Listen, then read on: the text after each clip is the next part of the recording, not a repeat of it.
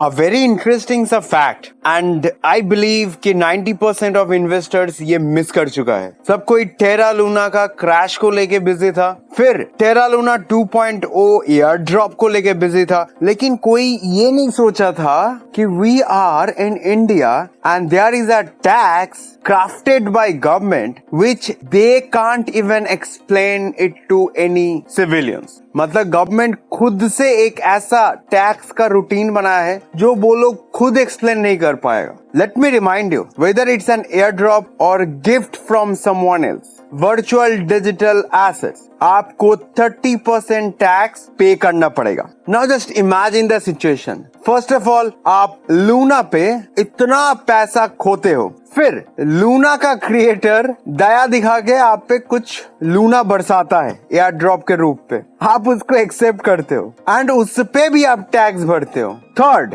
सोच लीजिए कि 50,000 INR का एयर ड्रॉप लिया है and you actually held on to that $50,000 and dreaming about कि this will grow to 5 lakhs in next month, and उल्टा वो 50,000 रुपीज कम होके $25,000 पे आ जाते हैं। But you still have to pay the same 30% same amount of tax on that received amount only. मतलब अगर 50,000 रुपीज रिसीव हुआ है, वो ही 50,000 रुपीज का ही आपको टैक्स भरना पड़ेगा, क्योंकि इंडिया में there is no tax rules of offsetting your losses. तो फर्स्ट ऑफ ऑल, आप इतना पैसा लूना पे खोए हो और जो एयर ड्रॉप आया है उस पे भी पैसा खोते हो, लेकिन नहीं, जो एयर ड्रॉप अमाउंट था 50,000 रुपीज, उसी का आपको टैक्स भरना है, चाहे आप उससे बनाओ पैसा या फिर ना बनाओ, आपके प्रॉब्लम है, बट यू हैव टू पे 30% tax. Now for a reference, ये होने नहीं वाला है, फिर भी एक सिनेरियो पेश करता हूँ।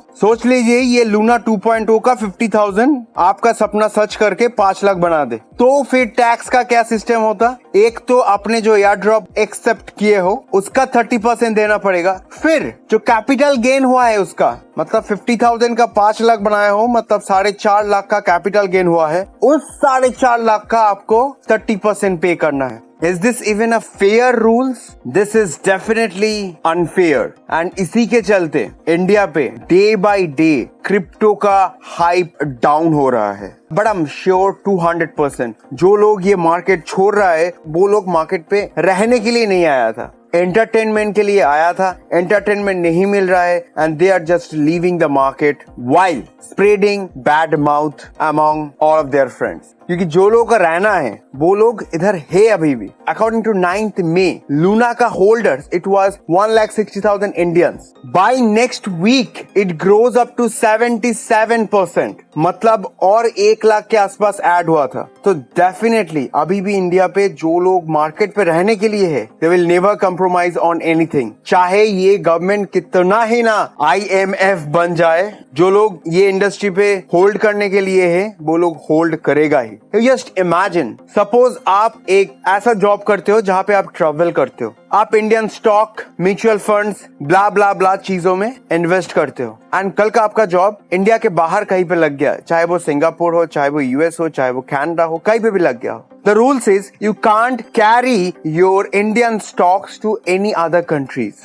But cryptocurrencies is a only one set of asset जिसको आप कहीं पे भी लेके जा सकते हो। This is a complete borderless thing. आप अगर बाइनेंस पे होल्ड करते हो, वो ही बाइनेंस अकाउंट पे, वो ही सेम अकाउंट पे आप दूसरे कंट्री पे जाके, जिस कंट्री का करेंसी बाइनेंस पे डायरेक्ट एक्सेसिबल है, उस कंट्री पे आपको अगर बैंक अकाउंट मिल गया, then you can transfer your money to that account. That is why cryptocurrencies is this much helpful. आपको अगर पता नहीं है, आप किसी को पूछ सकते हो, इंडिया पे रहते हुए या फिर किसी और कंट्री पे रहते हुए, आप अगर गवर्नमेंट बेस्ड किसी ऑर्गेनाइजेशन पे इन्वेस्ट करते हो, you can actually carry all those stocks to different countries, but you have to pay huge taxes on that. But in cryptocurrencies, we have a cold storage. You know ना, घर का बीबी और बाहर के girlfriend, we have a cold storage. No one will get to know. This is your money. This is your hard-earned money. If you're not misusing this power, you are actually saving your own money. What's up guys, this is Dev. Welcome back to BitBull. Hope you all are doing well and good. So आज के video का जो main topic है, आज के video में I'm gonna show you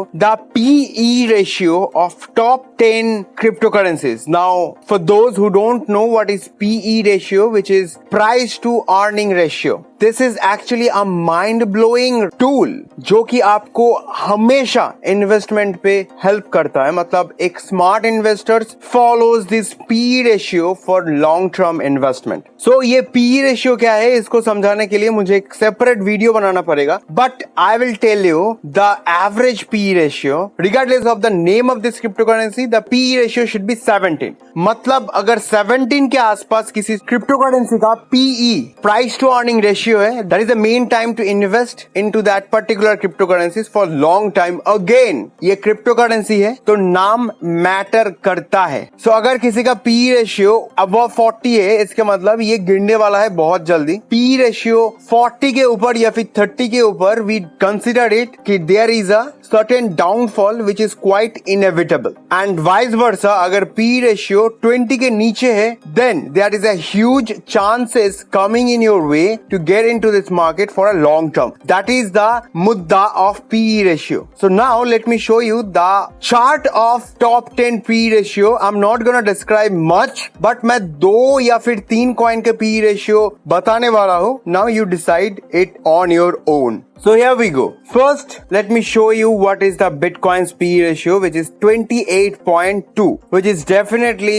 more than the average PE ratio. But Bitcoin का PE ratio in history में it was never below 25. क्योंकि मैंने अभी अभी बोला नाम मैटर करता है. बिटकॉइन का PE रेशियो अगर 17 या फिर 20 के नीचे गया, इट मींस बिटकॉइन का जो प्राइस है which will be below $22,000. Now Ethereum का जो PE रेशियो है which is 20, which is considerably a safer PE ratio to get into this market. Now again vice versa, आज का जो बिटकॉइन का जो रेट चल रहा है 31,000, उधर से जाके नीचे 22,000 पे गया, then you should not be expecting कि Ethereum to hold that same PE ratio or Ethereum to get hold on that same price action. Ethereum भी बहुत ज्यादा नीचे आएगा. तो अगेन क्रिप्टो करेंसीज पे नाम मैटर करता है. So considering this Ethereum and Bitcoin का PE ratio, their average PE ratio is somewhere around 22, which is a definitely good number for a long term trade. Now इसके साथ मैं और एक ऐड करना चाहता हूँ, आइदर सोलाना और BNB का तो PE रेशियो बहुत ऊपर है